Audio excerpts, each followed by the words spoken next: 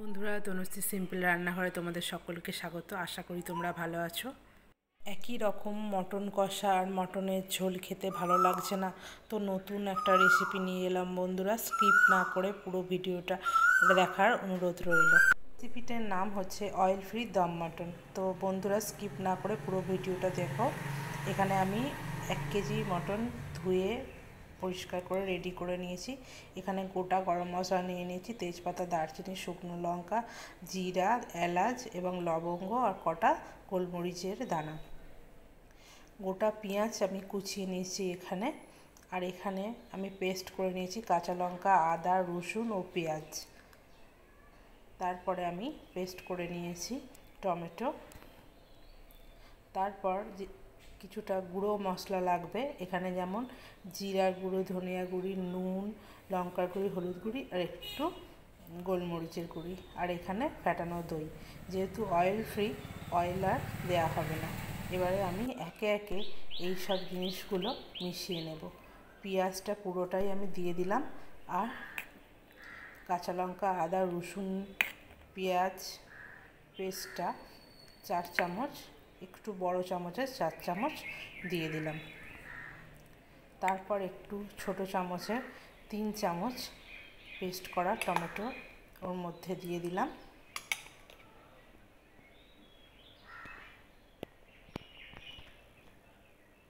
তারপর ফ্যাটানো দই আমি 4 চামচ এতে দিয়ে দিলাম।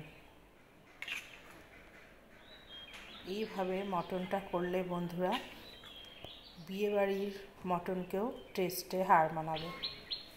এরপর গুঁড়ো মশলাগুলো আমি একসাথে ঢেলে দিলাম।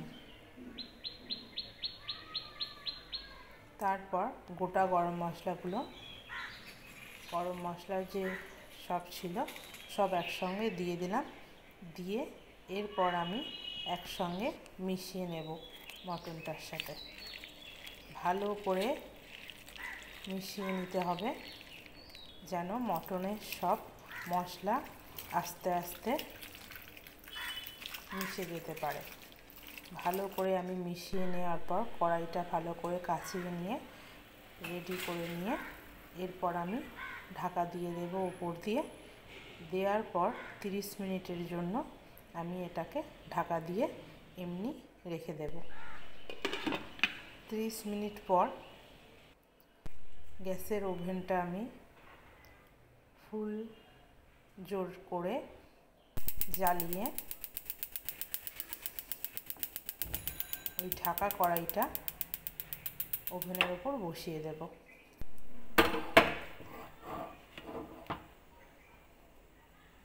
গ্যাসের ফ্লেমটা জোর ততক্ষণই থাকবে যতক্ষণ না মটনটা ফুটে ওঠে। তো মটনটাকে আমরা ফুটতে দিয়ে দিলাম। মটনটা ফুটে উঠেছে, একটু নাড়াচাড়া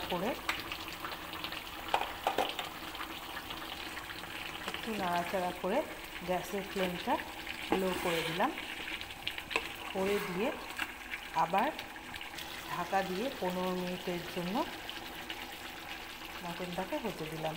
15 মিনিট পর আবার একটু নাড়াচাড়া করে আবার ঢেকে 15 মিনিটের জন্য হতে দিলাম। পুরো রান্নাটাই লো ফ্লেমে হবে।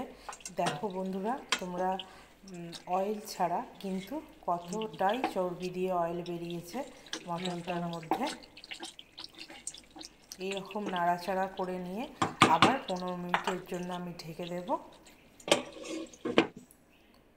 15 মিনিট পর আবার খুলে নিয়ে এরপর মশলাও কষানো হয়ে গেছে, সঙ্গে মাংস কষানো হয়ে গেছে এবং মাংসগুলোও সিদ্ধ হয়ে গেছে।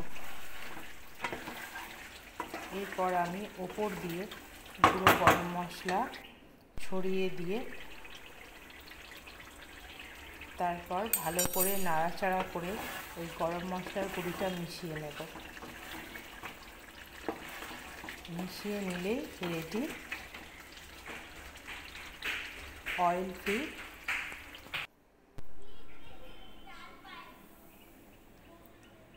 মটন কষা। তো বন্ধুরা, কেমন হয়েছে অবশ্যই তোমরা কমেন্টে জানিও, আর বাড়িতে অবশ্যই ট্রাই করবে। এই জিনিসটা খেতে অতি সুস্বাদু।